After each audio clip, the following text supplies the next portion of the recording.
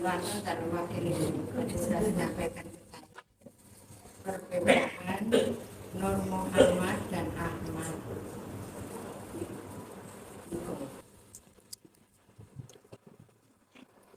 Ini pernah ditanyakan entah di daerah mana itu antara Nur Muhammad dengan Ahmad.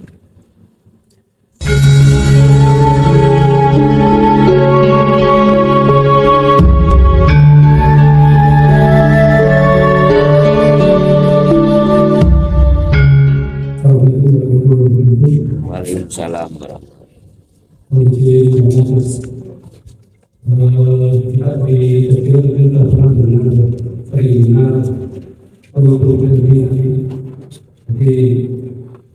mungkin itu para guru sebagai motivasi dan saya jangan terlalu tahu bahwa yang dimaksud satu elemen adalah elemen tauhid kan dengan bisa mungkin jadi usul. Yang berupa yang aku saya juga melihat tentang referensi di Google, ternyata saya membaca di situ bahwa hadis yang ada di situ beberapa penilaian dari orang-orang yang mungkin disebut perawinya itu berkesimpulan bahwa hadis itu boleh terus. Mungkin apa saya salah mempercayai itu atau bagaimana menjelaskan itu. Terima kasih.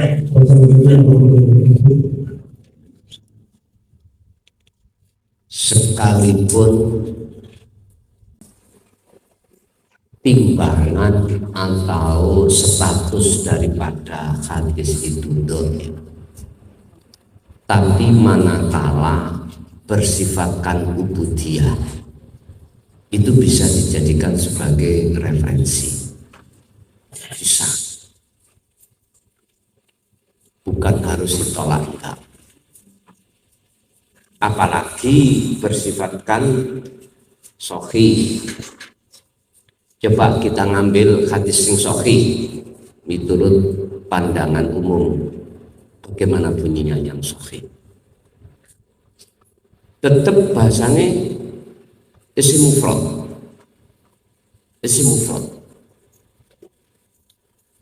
Apa? Satu ilmu. Tapi yang ahli hadis bisa untuk mengatakan mana hadis tentang mencari ilmu itu hukumnya wajib, mesti pakai mufrad. Walaupun statusnya menjadi mudhofilah, tetap memakai mufrad. Artinya menunjukkan bahwasannya satu-satunya ilmu yang paling penting di atas ilmu yang penting adalah ilmu tauhid. Mengapa demikian? Karena tauhid itu hanya untuk mengesahkan hubungannya dengan ruh, hati. Kalau jasmani berapa tahun? Jangan nyembuhnya berapa tahun? 80? 90? Oke, saya kasih 1000. Tapi bagaimana ukuran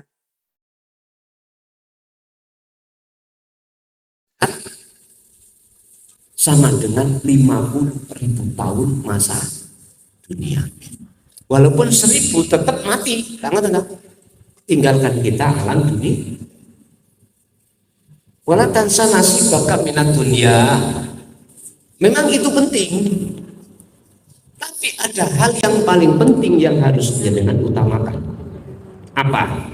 Ya darul akhirah, alam akhirat.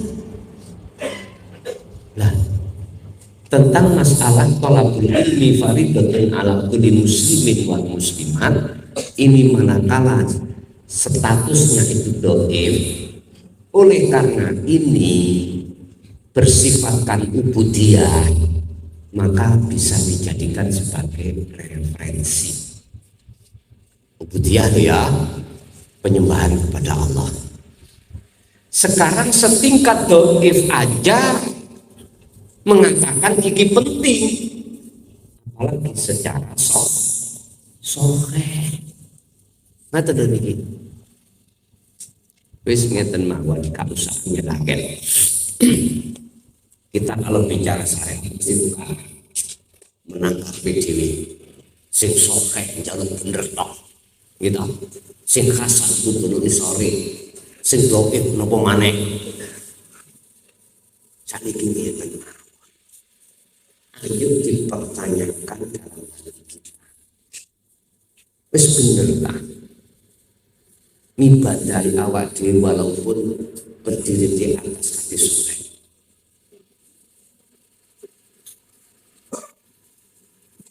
Muhasabah ini penting. Koreksi diri itu penting. Kita memang Pak, manakala masih tetap berindah berkasih mesra, duduk manis di hukum syariat, mesti beda-beda.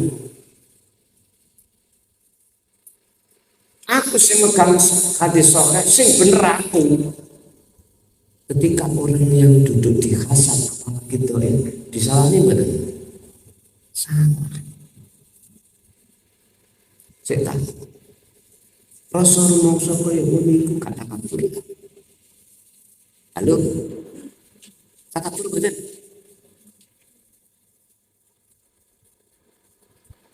Awak dhewe kalau terus ana ning kono diajak nafsu untuk khilaf, Pak.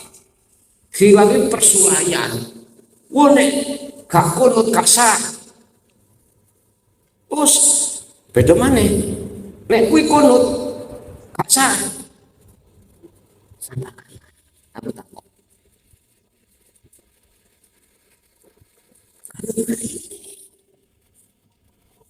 Sing gawe tahlil dilokno apa jenenge bid'ah, sing gak tahlil ya ngono padha mawon.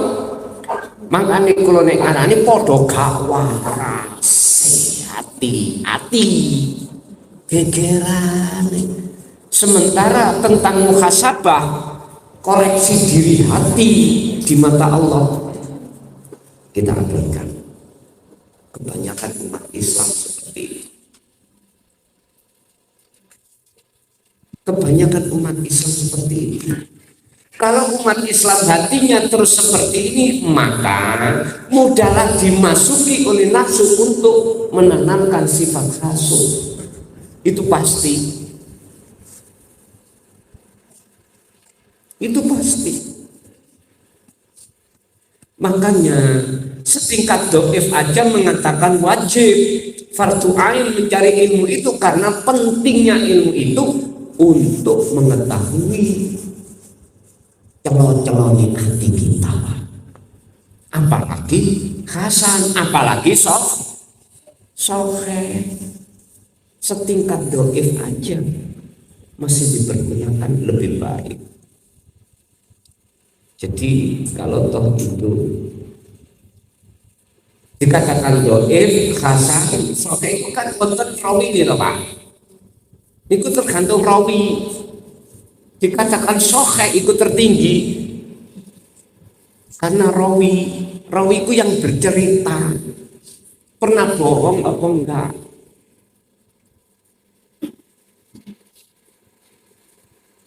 Secara syariat memang sih penting kita membedakan beberapa tingkatan hadis, penting sehingga kita akan mengambil yang paling baik.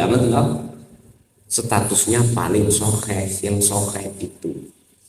Tapi jikalau kita sudah duduk di sahih, satu sisi hati kita itu justru merasa lebih benar daripada eman. Nek miturut kula eman.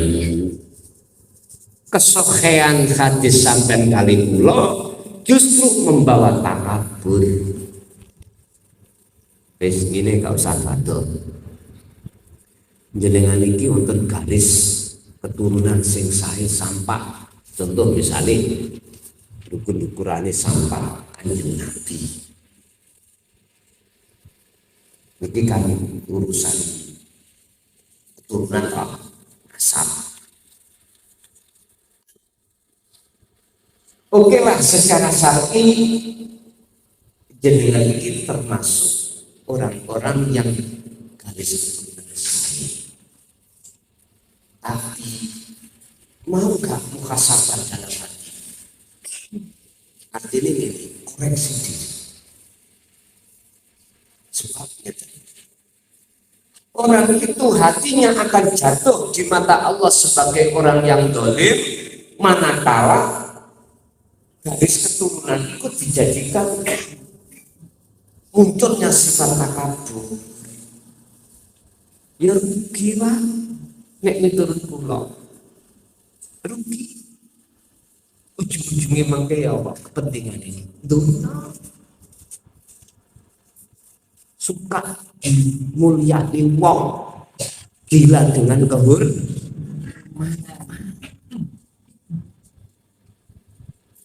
dan inilah yang akan menjadikan terhalangnya jiwa terhadap Allah ada di sini. Berarti nasab bagi kita yang seperti ini tidak menjadi manfaat, justru akan menjadi penghalang jiwa kita kepada Allah. Pinter nafsu itu beda dengan hati panjenengan yang betul-betul sudah meresap sejak ini dikir itu dan diamalkan beda lagi. Beda. Artinya pasti segala apa yang menjadikan penghalangnya hati Allah bersihkan itu. Kalau sudah di situ jenengan tidak akan fanatik, nggak merasa benar, karena semuanya itu bersumber dari Allah saja. Sehingga jenengan ketika melihat orang yang dohirnya sholat atau nggak sholat, sampai nggak pernah berani untuk menyalahkan, karena hati sibuk nyawa Gusti kesehatan. Berarti hukum syariat rusak soal niku. Ya mboten. Wong kuwi sendiri sing gak paham. Kulit iki lho, apa gawe nutupi isi ki lho apa sebab jeruk kok diweni kulit Gusti Allah. Gak paham masalah ini. Kok paham? Jawabnya ini, kok paham ya? Siro ya ingsun ya siro. Gak paham. Kalau sudah siro ya ingsun ya siro, berarti tidak ada dua. Kalau sudah tidak ada dua, berarti itulah tunggal. Pun ayem pun artinya bisa wonten niku. Pak Kui lahirnya itu nganggo sepeda motor, sepeda pancal, nganggo mobil, yang penting nyampe di sini. Lu ngoten lho. Jadi wis gak beda-beda. Sing mau nih, awak pun apa? Mobil. Oh enak mobil iku gak udanan, gak kebelukan, ASEAN. Daripada sepedaan koluan. Ya kepanasan nek udan-udanan. Jadi gue sepeda, gimana sepeda tak macet. Ini Jogja mau macet. Apalagi kalau jam-jam kerja ini kan. Sing sepeda motor ya apa? Nyelulur-nyeluluan ya. Gampang saya ini sepeda motor tapi gak utanan gampang. Double jas. Ini meripat gak kepingin kena beluk beleduk kocomo enak keluar bensinnya ngirit ya tak ngirit kepingin gak kepanasan gampang sampai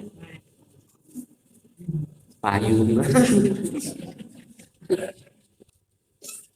Jadi kalau toh itu memang hadis dhaif yang saya baca tadi, tolabul ilmi fardhun ala kulli muslimin wal muslimat, bisa dideteksi itu dhaif, lihat rawinya. Sekalipun itu dhaif, jikalau iki masalah budi yang bisa dengan jadikan sebagai referensi, apalagi hasan, apalagi sahih. Nggih, monggo.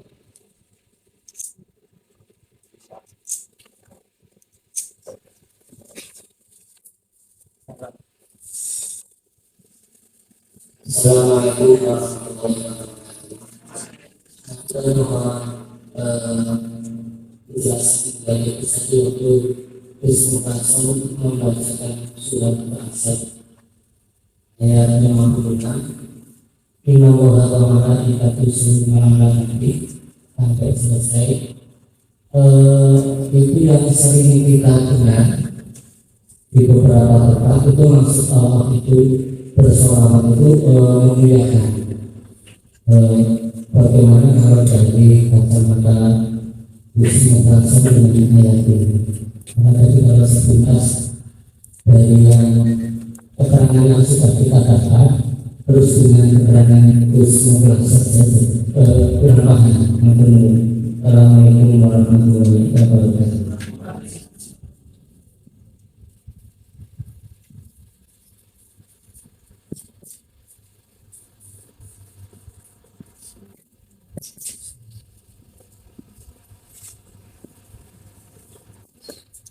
Kalimat kita yang bisa bicara. Innallaha satemene Gusti Allah wa malaikatahu lan malaikate Allah iku yusholluna cara makna umum padha maca sholawat sing akeh maknane lah maca sholawat lah ngono ta. Niki dari kalimat apa jamak ini?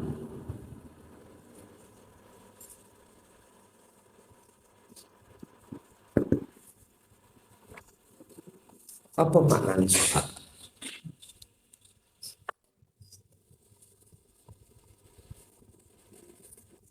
As-sholatu ayat doa. Doa itu nek miturut wong syariat minta.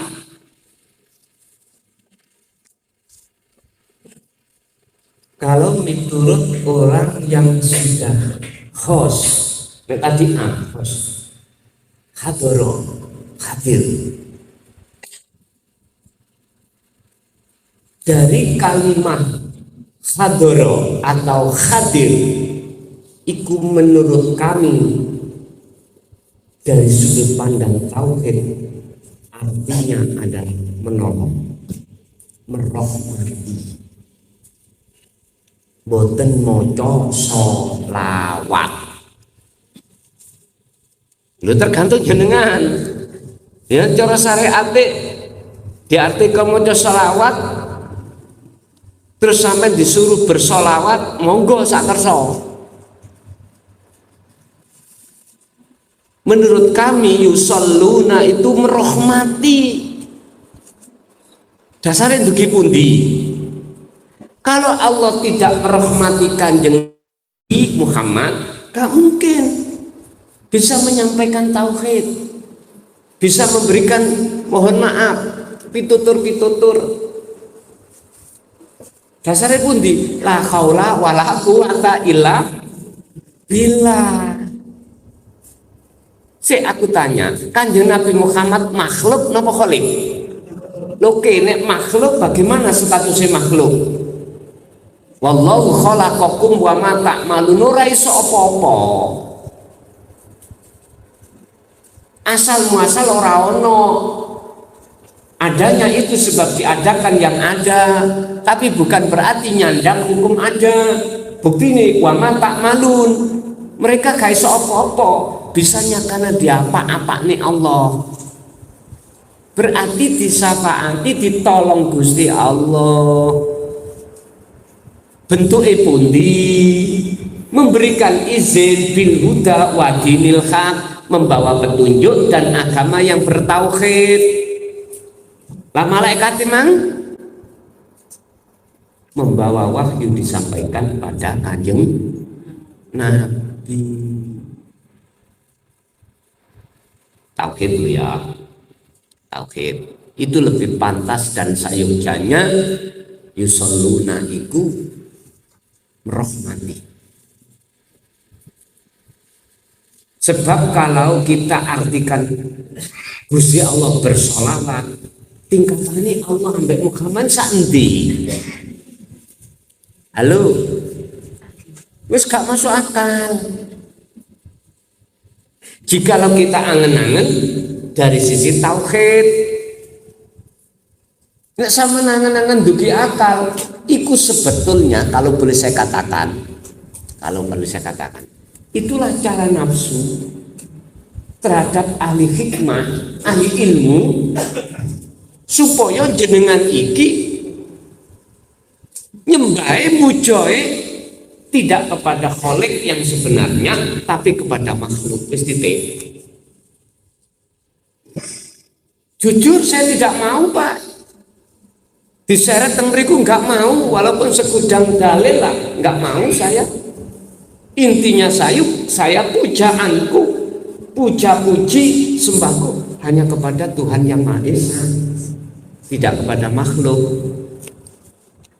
Urusan jenengan ikut sana silakan. Sebab wonten dawuh yang mengatakan fafirru ilallah inni lakum nadhirum mubin. Urusan kembali kepada Allah dengan lekas, itu kewajiban kita masing-masing.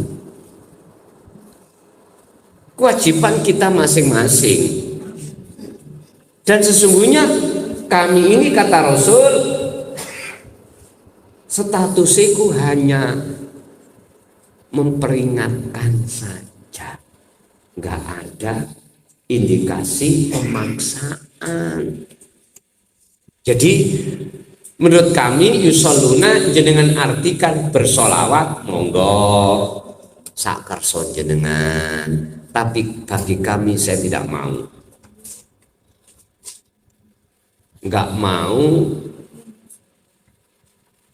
mengikuti atas seruan itu karena menurut hati kami tidak cocok. Gusti Allah itu bersolawat. Kalau Gusti Allah merahmati, monggo. Dengan bentuk mana rahmati Allah? Jenengan kesini nih, kalau nek dirahmati, disafaati Allah kok iso ini. Boten saged. Berarti dasare sampean bisa mriki barometere karena rahmati Allah. Rahmati syafaat, pertolongan. Sebab kita itu sifatnya makhluk la haula wala quwata, sedangkan bisanya ke sini illa billah karena pertolongan Allah, rahmati. Ya ayyuhalladzina amanu shollu alaihi wasallimu taslima. Iku ya apa maksudnya shollu kanggo amanu iku? Ya kan setuju. Niki maksudnya sami'na wa ata'na. Nek Allah merahmati datang Kanjeng Nabi, jenengan amin, gitu loh maksudnya. Wahai orang-orang yang beriman, bersolawatlah untuk Muhammad. Lah umumnya lah ngoten dah. Datang Kanjeng Nabi. Monggo sampean bersolawat iku sing ya apa? Terus aku tanya, sholawati Allah, malaikat dan Kanjeng Nabi ku ya apa? Kalau sholawat kita terhadap Kanjeng Nabi pada umumnya shollu ala Nabi Muhammad, ngoten ta? Shollu mugi ngrahmati. Lho ngono lho. Sapa Allahu Gusti Allah ala Nabi ngatasi Kanjeng Nabi. Berarti jenengan setuju ati iman olehnya, mohon maaf, jenengan saged dugi mriki karena rahmat itu berarti maksudnya ya ayyuhalladzina amanu yusholluna ala nabi, bukan Nabi Muhammad sing ana makan kono, bukan Muhammad sing Ibnu Abdillah mriko cara tauhid. Muhammad sinten makhluk sinten jenengan saged mriki iku krana sinten, karena siapa? Bisakah kita tanpa rahmat Allah bisa berkumpul? Mboten iso. Berarti jenengan iku duweni keyakinan bisanya ke sini karena rahmat Allah, itulah maksud yusholluna ala nabi. Ya ayyuhalladzina amanu shollu alaihi wa sallimu taslima. Nek diartekno cara murad ngene. Wahai orang-orang yang beriman, yusholluna podo apa? Podo setuju sira kabeh, ngamino sira kabeh. Nek dipreteli ngene, jenengan iku yakin di hati hanya karena rahmatnya Allah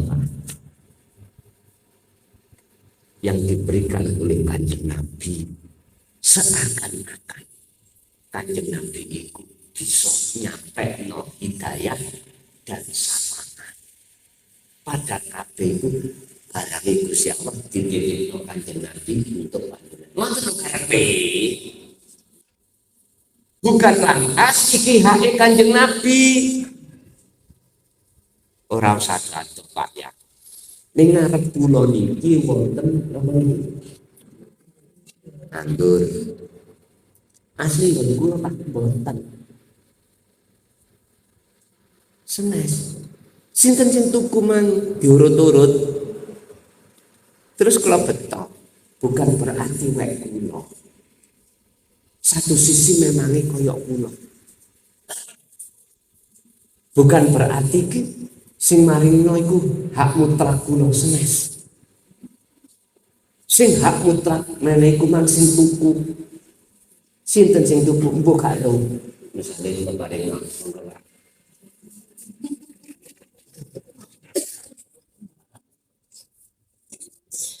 Monggo Bu.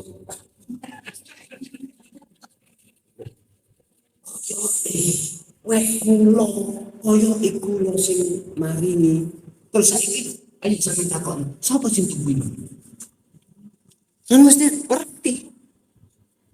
Ternyata butuh keikhlasan.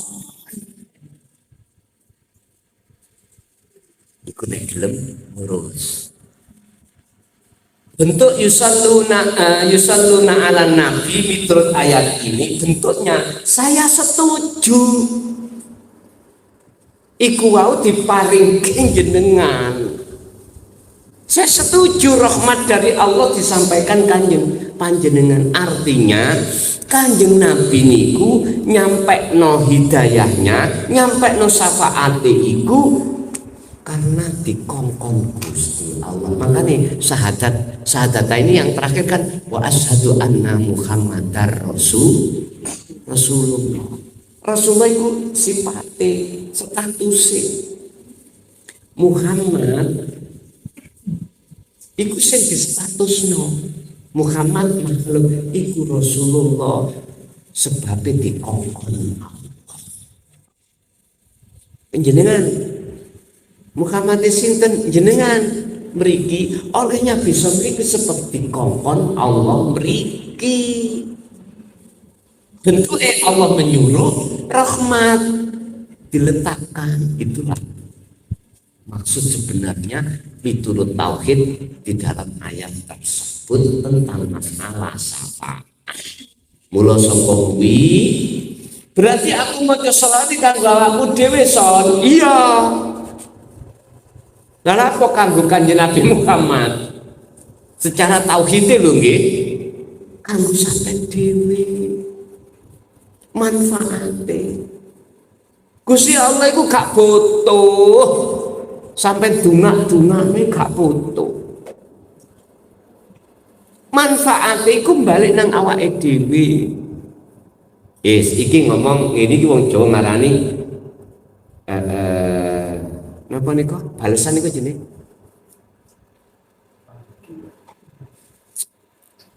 Mari tak lakoni kok nah aku dhewe ngoten napa iku? Karma. Wong Jawa kan ada istilah hukum karma. Hukum karma itu hukum timbal balik. Artinya kalau aku kebel banyu ya mesti terus banyu.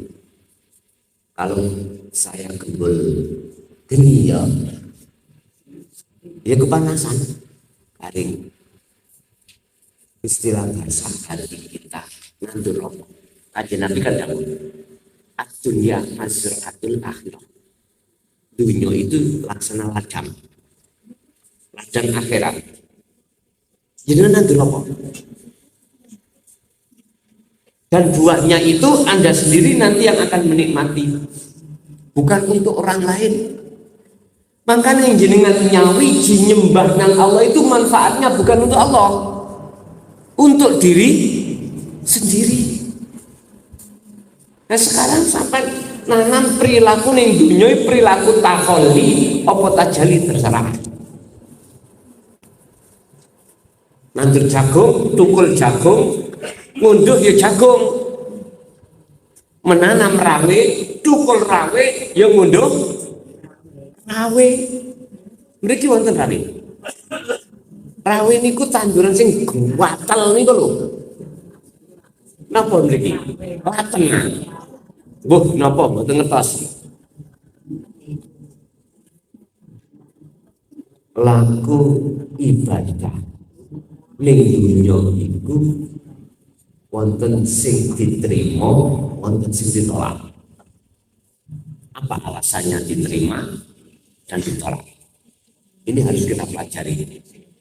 Ternyata sing ditolak itu tidak tahu siapa yang memberi. Ketika menghadap, tidak ada yang memiliki, tapi pada yang tidak memiliki. Mengucapkan syukur tujuannya tidak yang memiliki, tapi terhadap yang tidak memiliki. Contoh, jenengan punya masalah, terus ditolong Pak D jenengan. Lesan sampai boleh mengatakan alhamdulillah. Terus arti sampai beriman nang sopo sing nulung? Nang Pak D kebanyakan. Yakini nang Pak D, artinya yakin menyaksikan Pak D ini. Lesan alhamdulillah, artinya apa alhamdulillah? Utawi sekabehku jalan puji iku lillahi mung kagungane Gusti. Lah Gusti Allah nang jerone Pak D. Tapi kita nggak bisa nyekseni Gusti Allahnya. Sebab ketutupan wujudnya Pak D, karena Pak D kok anggap wujud. Ini persoalannya. Akhirnya jenengan ngati mesti imane karena Pak D. Ngono iku diomong-omong ngono nang njaba. Alhamdulillah sebab ditolong Pak D. Bang-bang celurut wis gak goleki aku. Tenang aku, telekan. Mari ngono ya terus saya. Disinilah Pak letak kesalahan kita. Mengapa kita tidak menyaksikan, tidak bisa menyaksikan ananing Allah di tengah-tengah makhluk? Karena kita menganggap bahwasanya makhluk itu ada.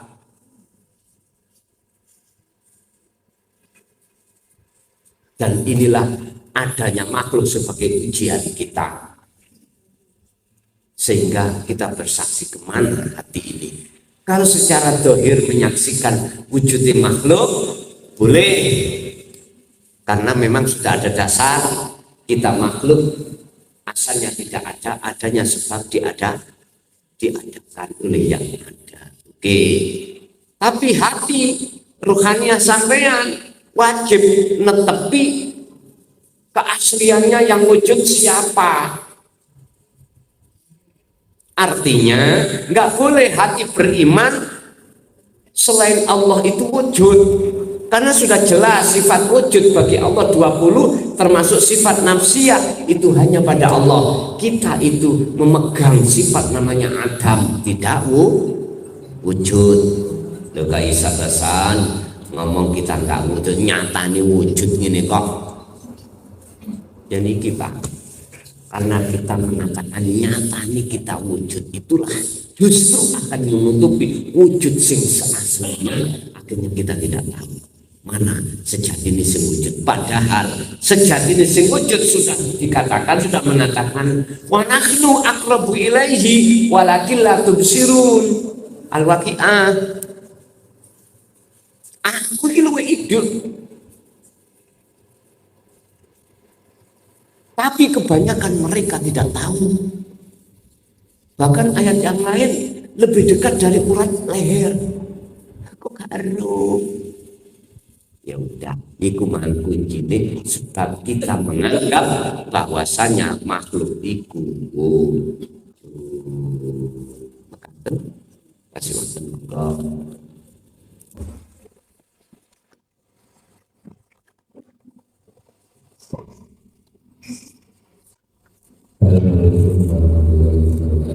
Waalaikumsalam.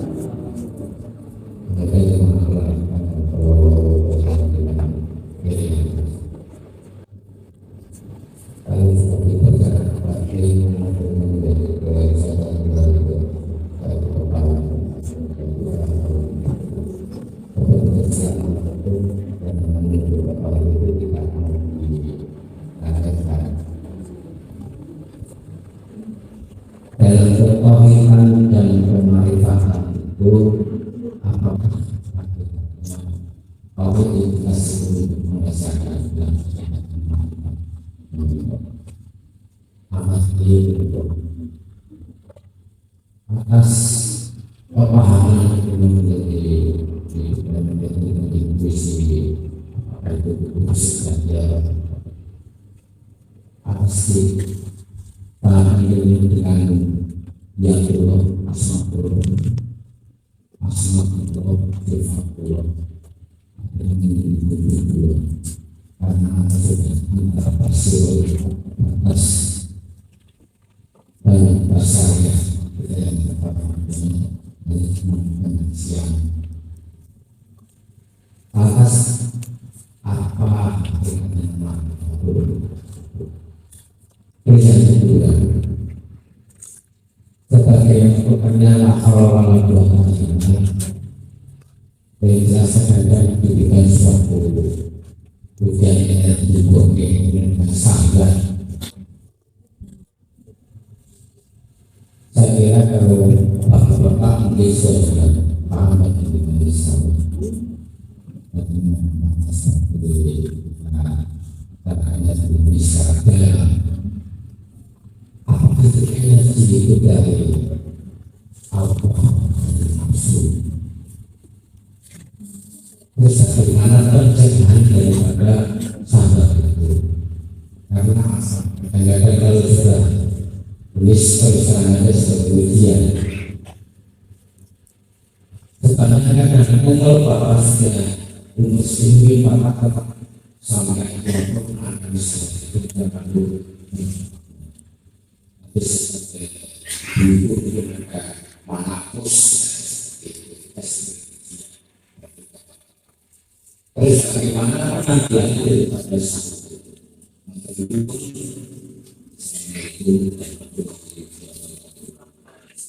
Waalaikumsalam warahmatullahi wabarakatuh. Nanti kalau tanya suaranya dikeraskan titik ya, kuping kula rada doblek masalahnya. Yang bisa kami petik dalam satu pertanyaan tadi, sing dimaksud makrifat bertemu Allah itu bukan roh bertemu Allah, bisa melihat wujudnya Allah si roh, bukan satu melihat yang satu, Bukan. Man arafa nafsahu faqad ngarafa rabbahu, itu bukan dua. Sebab bagaimana mungkin perkara yang tidak ada disebut makhluk itu bisa melihat keberadaan yang ada? Ya orang mungkin toh Pak. Justru yang bisa menyaksikan yang ada, yang sebenarnya, yang ada itu sendiri. Setelah jenengan kefanaan, keakuan yang diri kita merasa ada. Makanya mengapa di dalam syahadat itu ada kalimat la ilaha, itu ada perintah nafi. Illallah itu perintah isbat di situ. Setason awal-awal mau ngomong dengan ilmu tauhid, dirimu akan bisa mendekat dan bertemu Allah. Memang kalau kita lihat dari sisi sini kayaknya dua. Ayate iya kana budua iya kanas ta'in. Makanya Pak, tingkatan seseorang dalam hal pengenalan Allah itu bertahap-tahap. Ada yang kenal pangeran itu nama, selalu menyebut lesannya Allah. Ada yang sudah kesifat, hatinya menyebut Allah. Sudah ke zat, mohon maaf, diam, tapi masih ada ana abduka wa anta robbi. Akhirnya munculnya pengakuan subhanaka inni kuntu minadh dhalimin. Ini seluruh. Sehingga ngeten, dari pandangan orang yang kenalnya Allah masih ada dua, itu ngeten. Dia ono lesan sing ngomong iku ono loro. Ono sing gerakno ngomong, ono lambe sing ngomong. Loro. Dia ono sing perkara sing gerak, sebab ono sing gerakno. Loro to? Masih ono loro. Niki tarafe jenengan kali kula kenali Allah belum sampai puncak ke wujudnya, wujud batin dan zahir dereng. Niki ngomong pengenalan. Lah mestine sampean kudu sampai kemurnian tauhid. Murni tauhid wonten pundi makom jam'i, makom di mana sudah tidak membedakan antara lahir dengan batin, awal dan akhir. Bahasane la farqa bainahuma, ora ana bedane. Tapi ora ana bedane bukan berarti ada dua.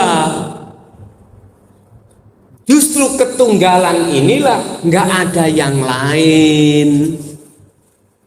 Niku makrifat. Proses ya napa? Ngeten. Oke. Lewat sistem innalillahi. Kabeh ku sangka Gusti Allah. Contoh, jenengan asale kali kula niki mboten wonten. Niki pembicaraan di mana? Ning dunya niki asale kita tidak ada. Contohnya waktu zaman bapak ambek emak sampai dereng wonten atau sudah ada tapi belum nikah, nggih, kan otomatis kita belum ada sebagai anak, belum ada. Oke. Ayatnya ya Allah. Wallahu khalaqakum. Allah yang menciptakan kamu sekalian, berarti asale gak ono. Duh, sekarang ono. Dikatakan ono ada itu kan kita ketika di dunia. Betul? Dikatakan ada karena kita di dunia ini. Tapi sadar enggak? Kalau kita itu sebetulnya itu tidak ada. Kita makhluk loh ya. Sebetulnya enggak ada. Kita tidak akan sadar kalau kita makhluk itu tidak ada sepanjang kita di dunia. Karena kita membawa dalil. Di dalil kalau ada kita. Ya ini. Betul tak? Delok dohir niki sampean. Alhamdulillah. Coba sedikit aja toleho ke depan sampean, ke kiri kanan, ke belakang jenengan alam akhirat. Jenengan lak ka ono. Boten-boten. Nawang jenengan sampean delok. Ning awake dhewe yo ora bakal ngomong tidak ada itu ora bakal. Wis gini. Son dalem. Aku kepingin tahu sejatinya sing wujud. Iya. Wa inna ilaihi baliyo. Nang Allah. Ana prosesi wonten. Wis. Tadi innalillahi dulu. Dari Allah. Mudun cahaya, mudun roh, mudun jasmani. Oke, sekarang kalau kau ingin tahu yang sebenarnya siapa yang ada, kembalilah ke asal kamu. Asal kita tidak ada toh? Tidak ada. Berarti tiadakanlah nama-nama jasmani, rohani, nur ma'rifat. Tiadakan. Istilah sampai kepingin ruhnya tadi tujuan, sampai harus melewati jalan dulu. Syariati sepeda, torikotin jalan, tujuannya ngaji. Loh, nek wis mlaku tutuk kene jeret. Berarti jenengan telah meniadakan sepeda. Syariati sampai parkir, dalane sampai tinggal. Nyata no tujuan hakikat yaitu disebut makrifat sudah sampai di sini. Kalau sudah sampai di sini kita detik-detik ini ya sudah nggak ada yang lain kecuali nyata nih tujuan sampai ngaji. Sama jenengan yang kepingin tahu sejatinya yang ada, kembalilah kepada asal kita tidak ada. Dan itu sudah dikasihkan caranya bagaimana untuk meniadakan selain Allah termasuk diri kita. Kalau sudah jenengan ikut sampai ke tiada, maka pertanyaannya adalah mungkinkah kita makhluk bisa menyaksikan wujudnya Allah padahal kita tidak ada? Enggak mungkin. Terus siapa yang menyaksikan ananing Allah, wujudnya Allah? Ya Allah sendiri. Setelah dalam dirimu ketiadaan jasmani, rohani, nur ma'rifat tinggal boleh yaitu Allah. Wes iki Allah batin. Sekarang bagaimana jenengan menyatakan Allah wujud zahir sehingga bisa dilihat? Bahasane syariat itu mata dohir. Ya kembali lagi, jikalau sudah ketiadaan makhluk dalam dirimu, maka tidak hanya Allah itu batin, tapi Allah itu juga dohir. Sebab sebetulnya setrum itu ngene, son apa trum? Wong-wong kabeh ora iso mripat dohir iku nyawang wujudku. Iso iku nyawang aku mung batine. Berupa apa? Yakin kalau jero kabel iku ana setrume. Ben gak ngono son ya, tak nyatakno wujud batinku nang dohir. Ya terus wujudmu dohir iku tumiba ning apa cahaya iki. Wis ketika muncul cahaya mripat dohir saged nyawang Pak. Rupane cahaya buahe padang. Terus sekarang pertanyaannya, wujud batine setrum kalih dohir iku ning ati sampean iku ana bedane apa ora? Iku jawabane ning atine dhewe-dhewe. Nek jenengan iku sudah tidak membedakan karena ketunggalan, maka jenengan mesti ngomong cahaya ya setrum, setrum ya cahaya. Ngoten dadine. Senajana Allah dawuh wujudku ben iso disawang kawulaku tak lahirna rupa nurullah. Bentuk nurullahku adalah isine dunya sak isine, langit sak isine. Tapi wujud dunya sak isine, langit sak isine dudu wujudku. Gak bingung tak ngono kuwi. Ngarep ngomongno wujudku ben bisa dilihat oleh hambaku tak lahirna ben mata dohiri bisa melihat. Wujudku yaiku berupa nurullah. Lah wujudnya nurullah nyatane yaiku dunya saisine. Tapi kok ujug-ujug langsung dikanter iku duduk wujudku. Niki mesti bingung no Pak. Bagi kita yang belum mengerti wujud Allah batin dan dohir. Sebab Gusti Allah sampun dawuh huwal awwalu wal akhiru wal dohiru wal batinu. Wis padha ngeten lho Pak. Sampeyan gak bingung ya. Engko tak serempetno lewat ndok iki gak bingung ya. Alhamdulillah. Ndok niki sebelum jadi anak ayam, mesti nek njero ndok niku wonten las. Terus apa bedane las ambek wujude anak ayam? Ya ono bedane son. Terserah jenengan. Tapi saya katakan anak ayam iku wujud batine. Wujud dohire batin las lau sing kok sebut las.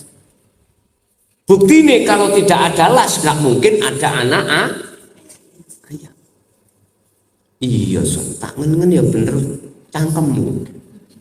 Tapi akalku durung iso nrimo. Wis. Lah saiki anak ayam ana cucuke. Lah ora ana cucuke. Ya apa le iso gek padha iku ya apa sih son? Wis sikile ora ana elas. Apalagi sayapnya enggak ono. Tapi anak ayam wis ngawur son awakmu ngomong. Ya wis aku nek kok anggap ngawur ya karepmu. Tapi sing jelas bagiku gitu. Ikulah nek tak omong ayam wujud batine elas, wujud dohire ya berupa anak ayam mani. Maka niku dasit kene ngeten. Pak Bu, tadi saya katakan sing disebut makrifat itu adalah sing nyawan dan yang disawang, yang menyaksikan dan yang disaksikan pelakunya tunggal. Wis iku tok ae. Nek jenengan kepingin paham tentang mriku, otomatis prosesnya nama, sifat, dan wujud.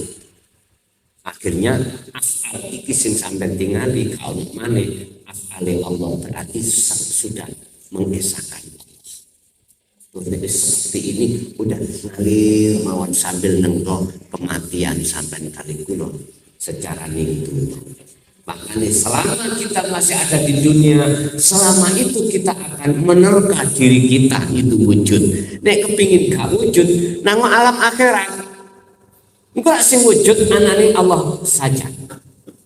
Tolen kiwa temen jenengan ngarep buri ndugun nisa. Nanti kan nek wis sampai wis kamu dunia, engkau wis gak wujud. Sing wujud cuman Allah. Ingat, barang siapa yang hatinya sudah tahu dan bisa melihat alam akhirat, maka seketika itu alam dunia itu wis gak ono. Nek wis alam dunia wis gak ono, berarti makhluk sudah tidak ada. Terus siapa yang disebut menyaksikan alam akhirat? Lah wong sing ada cuman Allah. Jawabannya adalah Allah sendiri. Kasih wonten.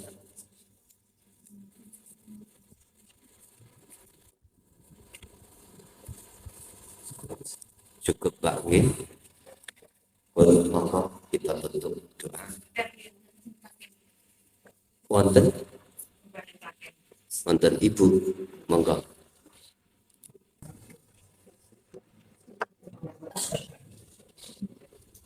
Saya membantu dan mewakili sudah menyampaikan ke saya perbedaan Nur Muhammad dan Ahmad.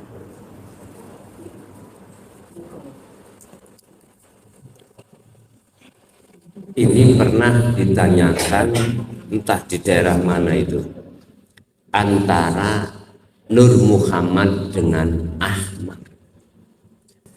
Disebut Nur Muhammad sebab ini dereng wujud dohir mata dunia putih ya wiji kang dumadi salebeti gesang. Boleh saya katakan sel tadi itu bisa dikatakan Nur Muhammad. Tanpa ini tidak akan mungkin ada Ahmad. Dunia saisine mboten mungkin. Tanpa wiji dalam nutfah seorang bapak, gak mungkin akan muncul seorang anak. Jadi anak minangka Ahmad, wiji mang Nur Muhammad. Boleh saya tarik, Nur Muhammad itu batin, Ahmad itu dohir. Sekarang yang terpenting adalah bagaimana antara Nur Muhammad dengan Ahmad, gak ada bedanya. Jenengan harus melakukan tindakan wa inna ilaihi raji'un, balik ke asal, baru tahu oh iya kalau bedanya. Makanya saya sampai ngomong atau beriman atau mengatakan wayang niku mesti ono golongan loro perilaku nih. Ada sing ngastina golongan kiri, dapuke lakone niku elek-elek, ngoten nggih. Ada yang kanan ngamarto, dapuk lakone bagus-bagus. Wis, engko nek wis selesai mlebu kota. Dadi siji sak kota. Sampe ngomong kok iso. Ora iso omong kok. Meneng. Masalah wis mlebu kota. Nek wis mlebu kota wis ora ana bedane. Wujude ya wis ora ana secara zahir. Ning ketebak dincep-cepne wae lho. Tak pun mboten wonten. Makane sadurunge mohon maaf dalang iku nglakokno wayang mesti kelire digepukno dhisik. Ngerti clear? Isine clear ku apa? Dunya. Sampeyan jelas gambar-gambar kewan dan sebagainya. Nek ana dalang lali ngene nih keliru. Mboten wonten dalang iku nglakokno wayange, maino lakone, kelire awale gak dibuka mboten mungkin.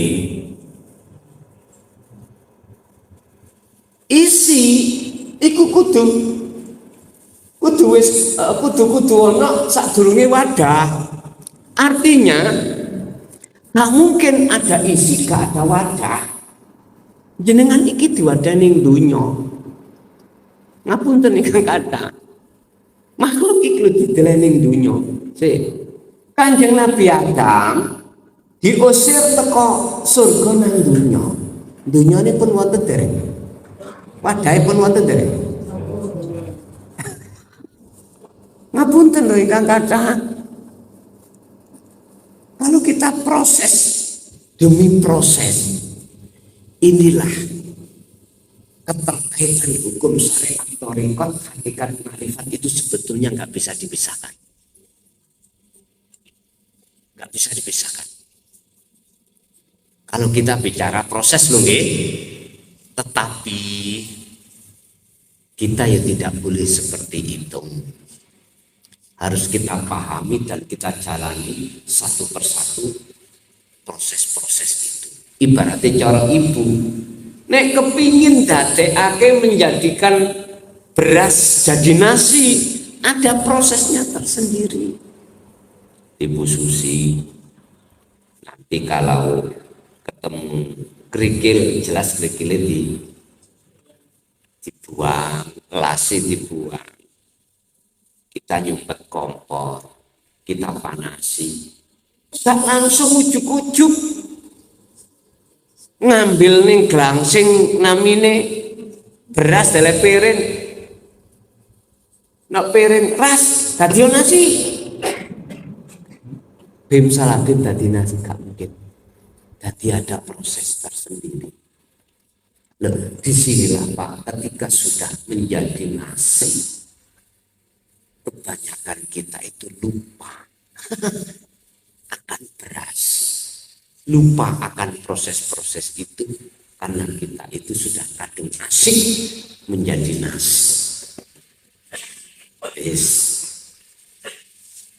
Sekarang tinggal pertanyaan yang terpenting adalah kita itu Pak, berhubung sudah diletakkan di dunia, asal janji kita kepada Allah.